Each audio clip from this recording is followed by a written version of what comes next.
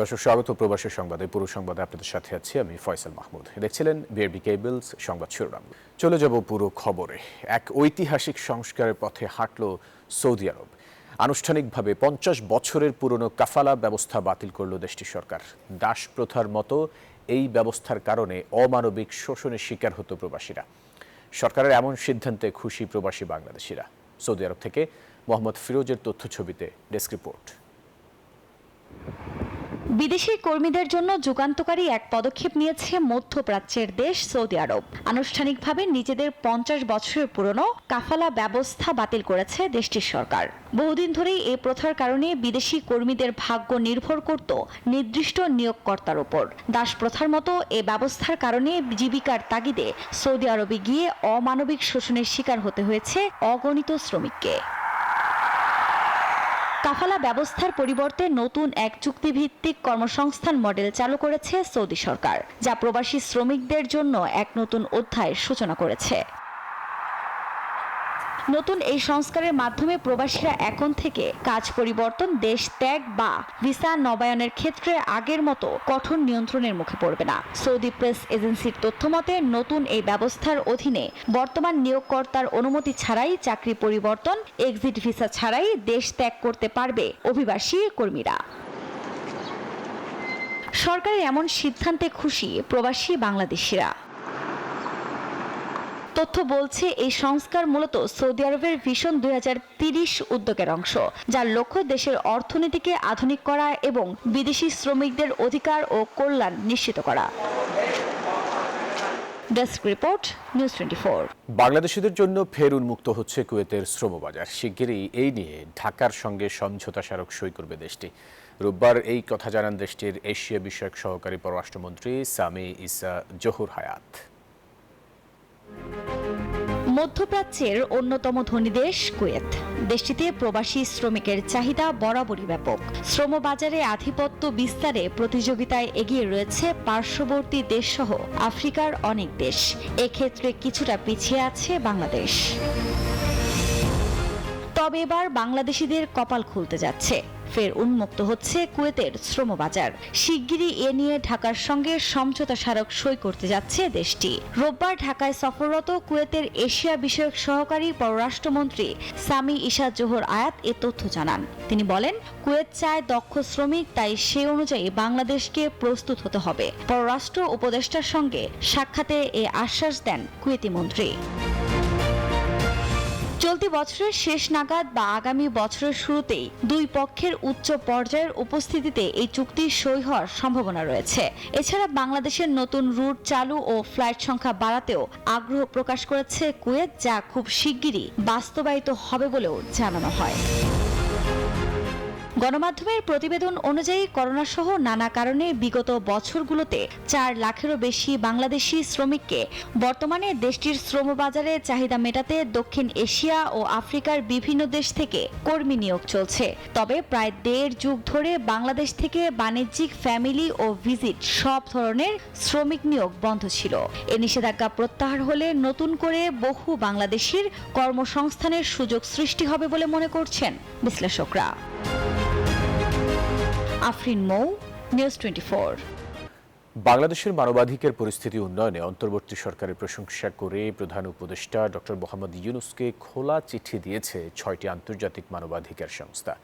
চিঠিতে জুলাই বিপ্লবের পর মৌলিক স্বাধীনতা প্রতিষ্ঠা ও সংস্কার শুরুর মতো পদক্ষেপকে স্বাগত জানানো হয়। তবে নিরাপত্তা খাতের কাঠামোগত সংস্কার না হওয়ায় উদ্বেগ প্রকাশ করেছে সংস্থাগুলো।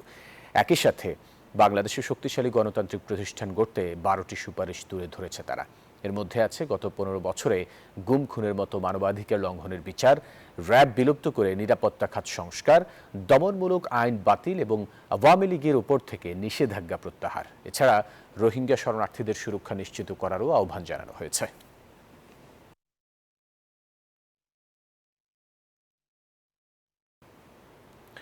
বিএনপির প্রয়াত স্থায়ী কমিটির সদস্য ব্যারিস্টার মওদুদ আহমেদের স্ত্রী হাসনা জসিমউদ্দিন মওদুদের সম্মানে মত বিনিময় সভার আয়োজন করেন আরব আমিরাতে নোয়াখালী জাতীয়তাবাদী ফোরামের নেতাকর্মীরা।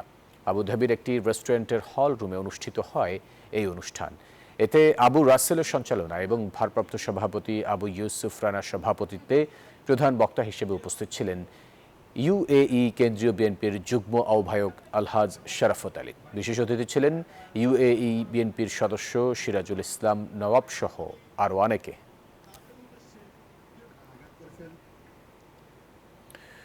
মিশিগানের হ্যামট্রামিক শহরে প্রবাসী বাংলাদেশিদের সঙ্গে মত বিনিময় করেন বিএনপির চেয়ারপারসনের উপদেষ্টা খন্দকার আব্দুল মুক্তাদির। এ সময় তিনি মনোযোগ দিয়ে শোনেন তাদের নানান সমস্যা। সে সঙ্গে বিএনপি ক্ষমতা এলে প্রবাসীদের কল্যাণে বাস্তবসম্মত ও ইতিবাচক পদক্ষেপের আশ্বাসও দেন। প্রবাসীদের কণ্ঠ থেকে সমস্যা শুনে সমাধানের পথ খোঁজার এই উদ্যোগ রাজনীতিতে এক নতুন দৃষ্টান্ত বলে মনে করছেন অংশগ্রহণকারীরা। বাংলাদেশে এই অর্থনৈতিক ক্ষেত্রে বার্ষিক উন্নয়ন কর্মসূচির ক্ষেত্রে যে সমস্ত প্রকল্প নেওয়া হয় এগুলিতে জবাবদিহিতার ব্যবস্থা থাকবে এবং ট্রান্সপারেন্ট থাকবে, মানুষের কাছে উন্মুক্ত থাকবে এবং বিভিন্ন সেক্টরের বিশেষজ্ঞদের সমন্বয়ে আমরা এই জিনিসগুলি পাবলিকলি পর্যালোচনা রিভিউর ব্যবস্থা করব, যাতে ইচ্ছা হলেই কেউ টাকা কামানোর, আমাদের সোজা বাংলায় যেটা দুর্নীতির জন্য টাকা কামানোর জন্য রাষ্ট্রীয় তহবিলকে এরকম যথেচ্ছ ব্যবহারের সুযোগ না পায়। কমিউনিটির নেতৃবৃন্দ বা কমিউনিটি আমাদের যারা বাংলাদেশি কমিউনিটি তাদের যে সমস্যাগুলো, সেই সমস্যাগুলো ওনারা যেন ওনার কাছে তুলে ধরতে পারে, সেই জন্য আজকে এই প্রোগ্রামটা আমরা করেছি। রাষ্ট্র মেরামতে বিএনপির ৩১ দফা কর্মসূচির অংশ হিসেবে টোকিওর শিন ওকুবো ও হিগাশি জুজু এলাকায় লিফলেট বিতরণ করেছে জাপান বিএনপি। এ সময় জাপান বিএনপির নেতারা জানান, প্রবাসী বাংলাদেশিদের মাঝে এই ৩১ দফা ছড়িয়ে দেওয়ার মূল লক্ষ্যই হল প্রবাসী বাংলাদেশিদের মাঝে বাংলাদেশের নতুন প্রজন্মকে একটি আধুনিক, স্বচ্ছ ও জবাবদিহিমূলক রাষ্ট্রের স্বপ্নে উদ্বুদ্ধ করা। এ সময় তারেক রহমানের নেতৃত্বে নতুন বাংলাদেশ বিনির্মাণে ধানের শীষে ভোট চান তারা। কর্মসূচিতে নেতৃত্ব দেন জাপান বিএনপির সভাপতি মীর রেজাউল করিম রেজা ও সাধারণ সম্পাদক মনি এমদাদ। উপস্থিত ছিলেন সিনিয়র সহ সভাপতি আলমগীর হোসেন মিঠু, সাংগঠনিক সম্পাদক ফয়সাল সালাউদ্দিন সহ জাপান বিএনপি ও অঙ্গ সংগঠনের অসংখ্য নেতাকর্মী।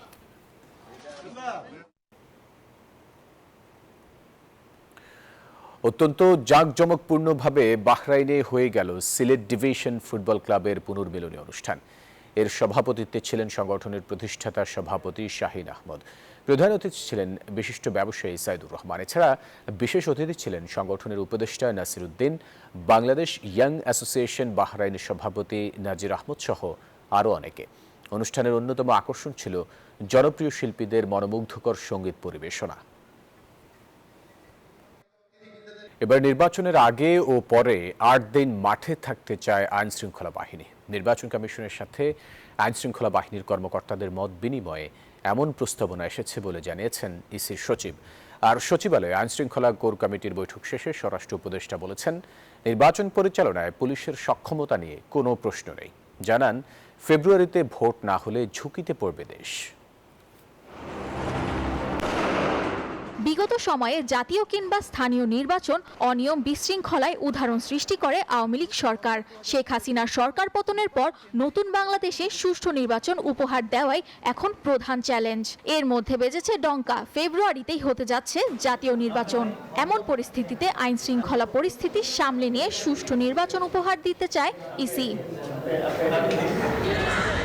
এবার ভোটের সময় সশস্ত্র বাহিনীর ৯০,০০০ থেকে ১ লাখ, পুলিশের প্রায় ১.৫ লাখ এবং আনসারের প্রায় ৬ লাখ সদস্য মোতায়েন থাকবে।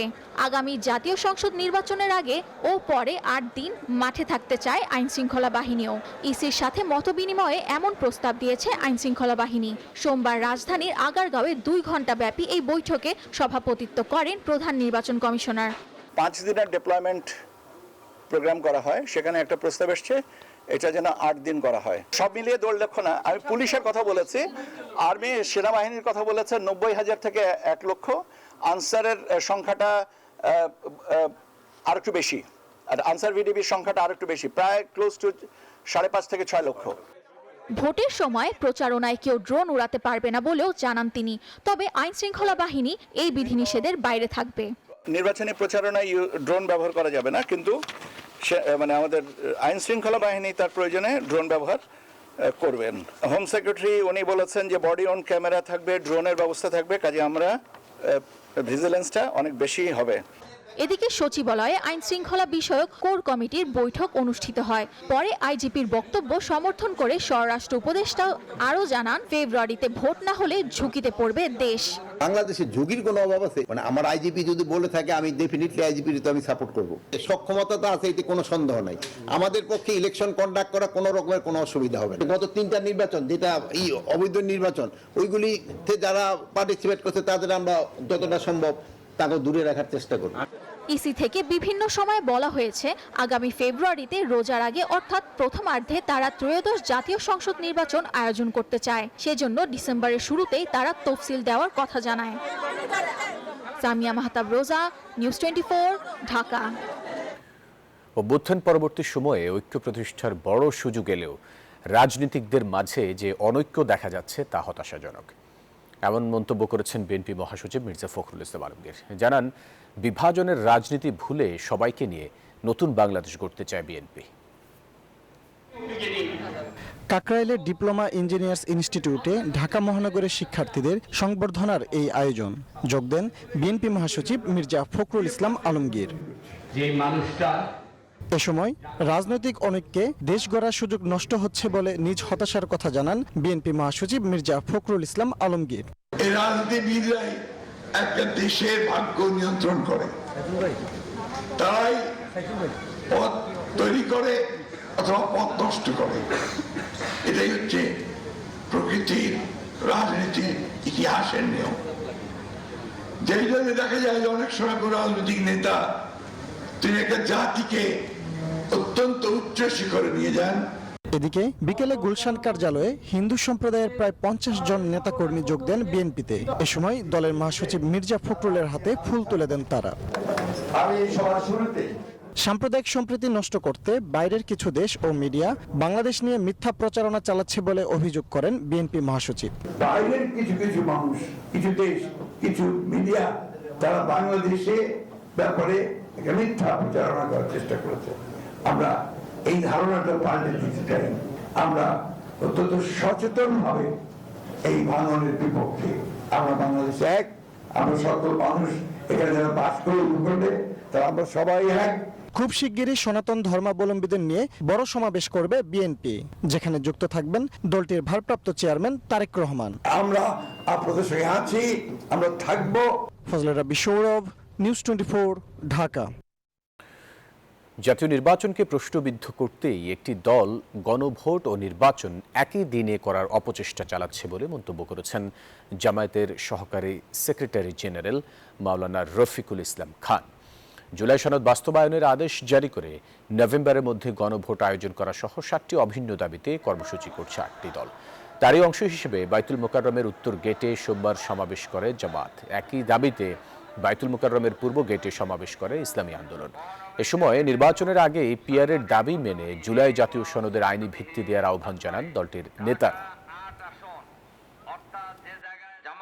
বারবার গড়িমসি করছে বলে জাতি আস্তে আস্তে সংকটের দিকে ধাবিত হচ্ছে।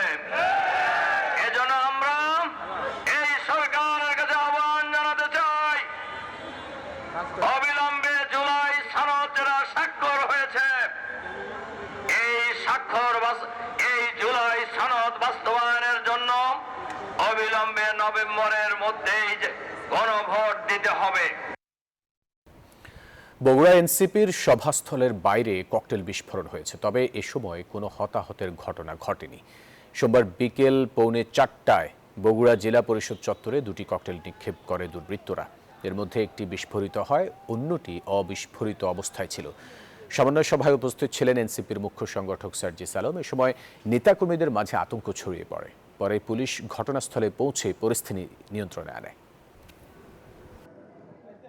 এই রাজনৈতিক দলটা একদম রাজপথ থেকে উঠে আসা একটা রাজনৈতিক দল। এখানে আপনি সাউন্ড গ্রেনেড, ককটেল, হামলা মামলায় এগুলো দমন নিপীড়ন করে এনসিপিকে কখনোই দাবায় দিতে পারবে না। আওয়ামী লীগ পালিয়ে গেছে, কিন্তু তাদের দোসরগুলো এখনো আছে এবং তাদের যে দালালগুলো আছে তারা এখনো আছে, এবং আওয়ামী লীগকে পুনর্বাসন করার যারা দায়িত্ব কাঁধে তুলে নিয়েছে তারা এই ঘটনাটি ঘটিয়েছে বলে আমরা মনে করি।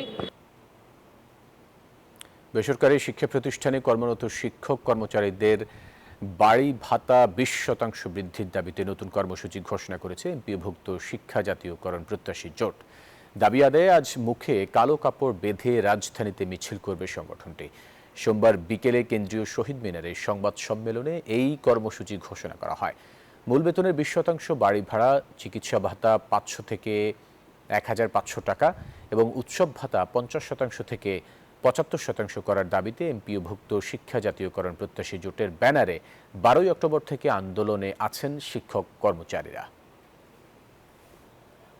সরকারকে বলবো একেবারে ক্লিয়ার মেসেজ, আমরা মিডিয়ার মাধ্যমে ক্লিয়ার মেসেজ দিতে চাই, এই আমরণ অনশনের মাধ্যমে যদি কোনো প্রাণহানি ঘটে এই দায়িত্ব সিআর আপনাকে নিয়ে তাকে পদত্যাগ করতে হবে। এই ছিল সংবাদের সাথে থাকার ধন্যবাদ সবাইকে।